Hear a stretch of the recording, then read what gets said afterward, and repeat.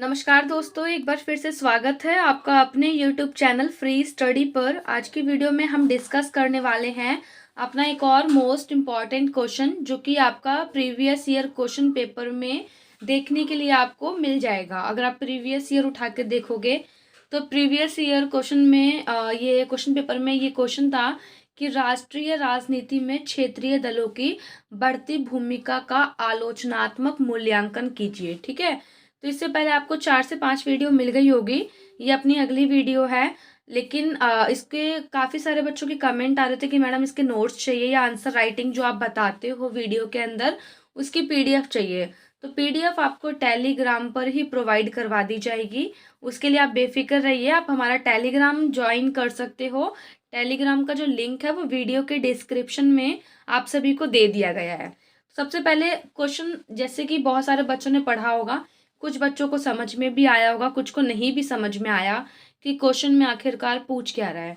तो देखो, क्वेश्चन में ये पूछ रहा है कि जो राष्ट्रीय राजनीति है या जो राष्ट्रीय दल है, राष्ट्रीय दल में क्षेत्रीय दलों की भूमिका को बताना है कि कैसे जो क्षेत्रीय दल है उनकी भूमिका राष्ट्रीय राजनीति में है। जैसे अगर मैं आपको यहाँ पर कुछ चीज़ समझाऊं, जैसे मैंने आपको इससे पहले वाली वीडियो में बताया था कि एक पार्टी है अपनी बीजेपी और एक है अपना आम आदमी पार्टी।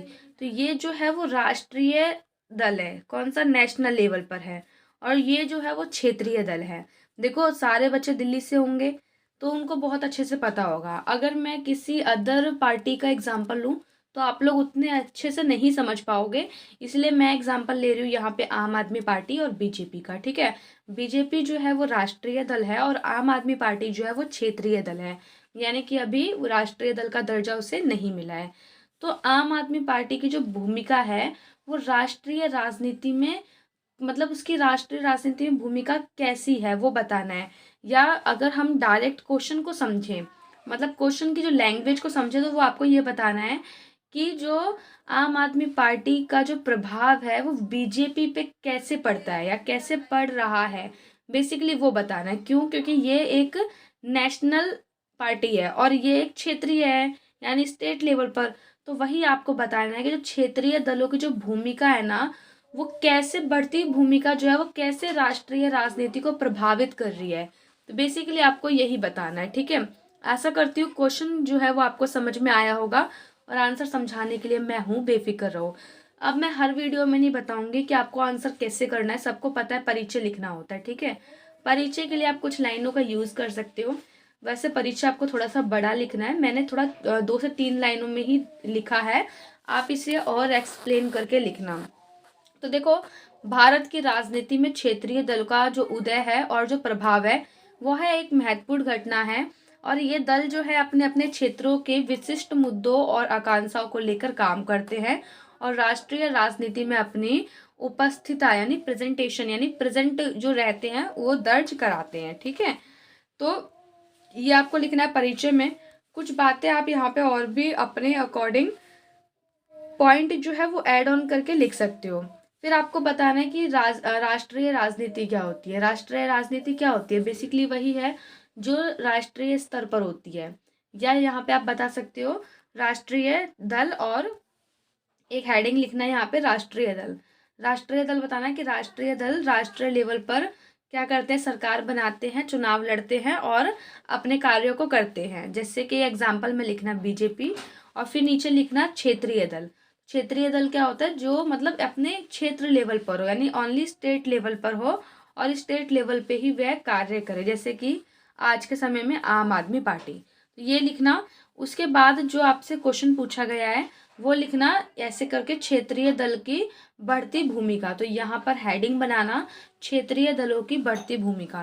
तो जो क्षेत्रीय दलों की जो बढ़ती भूमिका है, इसने जो अपना इम्पैक्ट डाला है राष्ट्रीय राजनीति के ऊपर।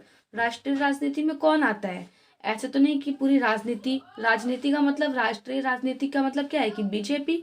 तो जो क्षेत्रीय दल है उसकी जो आज के टाइम पे भूमिका है, उसने अपना क्या इम्पैक्ट या क्या इफेक्ट राष्ट्रीय राजनीति यानी बीजेपी के ऊपर डाला है, वो आपको बताना है। तो सबसे पहला है आपको लिखना है यहाँ पे गठबंधन सरकारें। क्योंकि आप अगर आज के टाइम पर देखोगे तो क्षेत्रीय दल जो होते हैं ना, क्षेत्रीय दल अक्सर किसके साथ अपना गठबंधन बनाते हैं? जो विपक्ष की पार्टी है। अभी जो चुनाव पिछला हमारा गया है उसमें भी आपने देखा होगा कि जो आम आदमी पार्टी थी और कांग्रेस थी, कांग्रेस क्या है, विपक्ष है, तो वो दोनों एक हो गए थे। तो कहीं ना कहीं जो क्षेत्रीय दल जो होते हैं वो विपक्षीय पार्टी के संग अपना कोलैबोरेशन करते हैं। तो वही आपको लिखना है कि अक्सर राष्ट्रीय पार्टियों को सरकार बनाने के लिए क्षेत्रीय दलों के साथ गठबंधन करना पड़ता है। इससे क्षेत्रीय दलों की नीतियां राष्ट्रीय नीतियों को प्रभावित करती हैं और क्षेत्रीय मुद्दों को राष्ट्रीय स्तर पर उठाया जाता है। जैसे राष्ट्रीय पार्टी बीजेपी भी है और कांग्रेस भी है। तो यहाँ पे अभी इस वाले पॉइंट के लिए आप राष्ट्रीय पार्टी समझो कांग्रेस को। तो कांग्रेस ने क्या करा, सरकार बनाने के लिए क्षेत्रीय दल यानी आम आदमी पार्टी के संग क्या करा, अपना गठबंधन किया। और इससे क्या हुआ कि जो क्षेत्रीय दल की जो नीतियां हैं, यानी कि जो आम आदमी पार्टी की जो नीतियां हैं, उसने अपने आप को मतलब इतना ऊंचा उठाया, या उनकी जो नीतियां हैं वो राष्ट्रीय यानी नेशनल लेवल पर भी प्रभावित किया। किसने? आम आदमी पार्टियों की नीतियों ने। ठीक है, अपने जो मुद्दे हैं, अपने जो क्षेत्रीय मुद्दे हैं, वो अपने क्षेत्रीय मुद्दे को उन्होंने नेशनल लेवल पर उठाया। तो ये है कि यहाँ से गठबंधन सरकारें भी बनती हैं। तो पहली भूमिका तो आपको यही लिखना है कि गठबंधन सरकारें बनती है इससे। दूसरा है नीति निर्माण। नीति निर्माण में आपको ये लिखना है कि जब भी कोई नीति बनती है, मान लो अगर आम आदमी पार्टी और प्लस कांग्रेस अगर उस टाइम पर जीत जाती, जो भी हमारे चुनाव हुए हैं, तो अगर कोई भी नीति निर्माण होता, कोई भी नई नई नीतियाँ आती, तो वो कांग्रेस के आधार पर नहीं आती, वो दोनों पार्टियों के आधार पर आती है। ठीक है, तो आपको यही लिखना है। इसको आप घुमा करके भी लिख सकते हो कि जो नीति निर्माण आज के टाइम पर होता है, या पहले जो लिखा है वो पढ़ो। देखो, क्षेत्रीय दलों का दबाव राष्ट्रीय पार्टियों को अपनी नीतियों में बदलाव करने के लिए मजबूर करता है। उदाहरण के लिए, क्षेत्रीय दलों के दबाव के कारण केंद्र सरकार को कई बार क्षेत्रीय विकास योजनाओं को लागू करना पड़ता है। यहाँ पे अगर आप अभी जो रिसेंट में मुद्दा चल रहा है आप उसको भी लिख सकते हो कि अभी नीति निर्माण हुआ नहीं है। बेसिकली क्या योजना आई है कि लड़कियों को या जो महिलाएं हैं, महिला सम्मान योजना, जिसमें 2100 रुपये हर महिलाओं को जिसकी एज 18+ है और जिनके पास वोटर ID कार्ड है उनको मिलेगा। तो ये क्या है, ये क्षेत्रीय स्तर पर एक नीति का निर्माण किया गया है। अब आप देखना कि कोई ना कोई नीति बीजेपी भी अपनी लेकर के ऐसी आएगी ताकि उसकी तरफ भी लोग मतलब आकर्षित हो। तो यही बोला गया है कि जो क्षेत्रीय दल के कारण क्या होता है ना कि नीतियों को बदलना पड़ता है। राष्ट्रीय पार्टी अपनी नीति को बदलते हैं या बदलने के लिए मजबूर हो जाते हैं। क्यों? क्योंकि इसकी जो नीति है वो अच्छी है। इससे क्या है कि महिलाएं जो है या जो फीमेल हैं, जो गर्ल हैं, वो प्रभावित हुई हैं, उन पे इफेक्ट पड़ा है। तो कहीं ना कहीं जो राष्ट्रीय पार्टी जो अपनी नीति बनाएगी, जो योजना लेकर के आएगी, जो प्लानिंग होगी, तो उनके भी कुछ इस टाइप की ही प्लानिंग रहेगी, है ना। क्योंकि ये चीज़ आप भी जानते हो कि राजनीति में अगर जीतना है तो सबका विकास करना पड़ता है, सबका साथ और सबका विकास।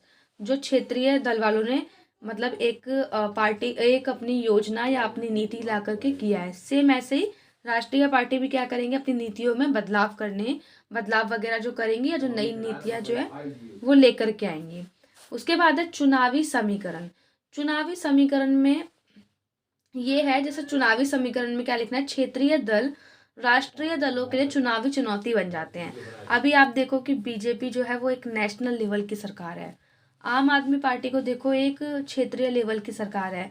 लेकिन अभी जो दिल्ली के अंदर जो पड़ला है या जो भी होता है, तराजू जो है वो इनका भारी है। तो यही बोला गया है कि जो क्षेत्रीय दल जो है ना वो राष्ट्रीय पार्टियों के लिए चुनौती बन जाते हैं। क्योंकि अभी देखो दिल्ली में 90% चांसेस जो है वो आम आदमी पार्टी के ही है ना। तो कई बार राष्ट्रीय पार्टियों को क्षेत्रीय दलों के कारण अपनी सीटें गंवानी पड़ती है। ये आपने अभी भी देखा, जो इससे पहले जो चुनाव हुए थे जिसमें बीजेपी एक तरफ थी और कांग्रेस और आम आदमी पार्टी एक तरफ थी, आपने देखा हालांकि जीती बीजेपी ही, लेकिन कितने कम सीटों से जीती। तो चुनावी समीकरण में यही होता है, चुनावी इक्वेशन में, कि ना जो क्षेत्रीय पार्टी होती है इनकी वजह से जब ये लोग गठबंधन कर लेते हैं तो इनकी वजह से जो राष्ट्रीय पार्टी होती है उन्हें अपनी सीटें भी गंवानी पड़ती है। तो ये लिखना है। उसके बाद है विपक्षी एकता। जो ऑलरेडी मैंने आपको बता दिया है कि जो क्षेत्रीय दल है वो अक्सर राष्ट्रीय विपक्ष को मजबूत करने में महत्वपूर्ण भूमिका निभाते हैं।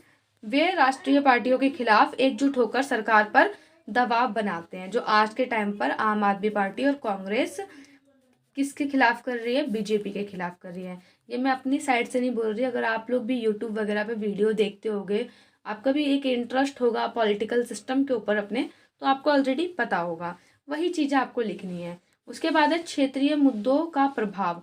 क्षेत्रीय दल अक्सर अपने क्षेत्रों के मुद्दों पर ध्यान केंद्रित करते हैं, है ना, राइट, क्योंकि वो दल कैसे क्षेत्रीय दल है, स्टेट लेवल पे है, तो वो अपने स्टेट को ही देखते हैं, पूरा जो सेंट्रल लेवल है उस पर नज़र नहीं रखते हैं, जो राष्ट्रीय पार्टी के लिए महत्वपूर्ण हो सकता है।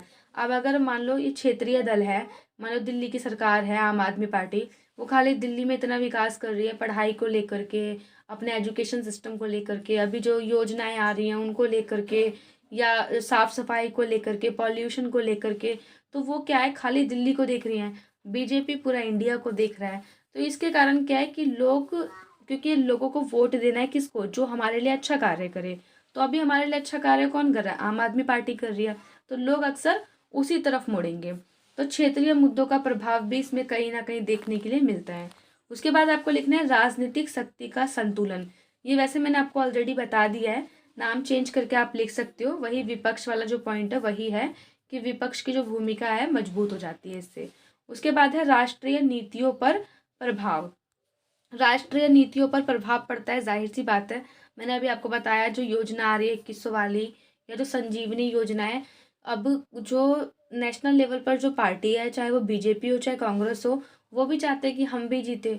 आम आदमी पार्टी चाहती है कि वो भी जीते। इन्होंने अपनी योजना लेके आए, अपनी नीति लेके आए, तो जो बीजेपी है वो भी अपनी कुछ ना तो कुछ नीति निर्माण कुछ ऐसी टाइप से करेगी कि इनसे कुछ अच्छा करे, क्योंकि हर इंसान चाहता है एक दूसरे से बेहतर करना।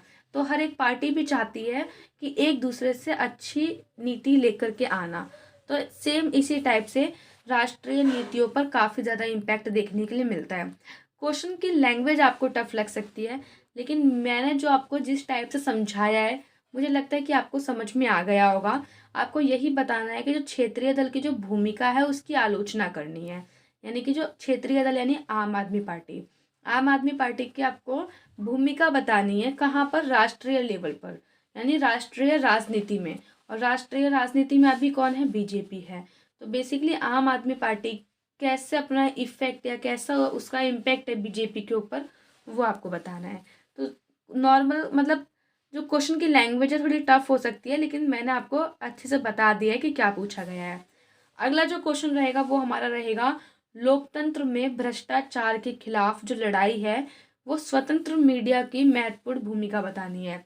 यानी कि जो आपको पता है कि जो करप्शन है, जो भ्रष्टाचार है वो हर जगह है, तो उसके खिलाफ जो लड़ाई है उसमें मीडिया की क्या भूमिका है वो आपको बताना है। बहुत अच्छा क्वेश्चन है और बहुत अच्छे से मैं आपको बताऊंगी, ये भी बहुत इजी लैंग्वेज में, जिसको आप अपने पेपर में बहुत अच्छे तरीके से बढ़ा चढ़ा करके भी लिख सकते हो।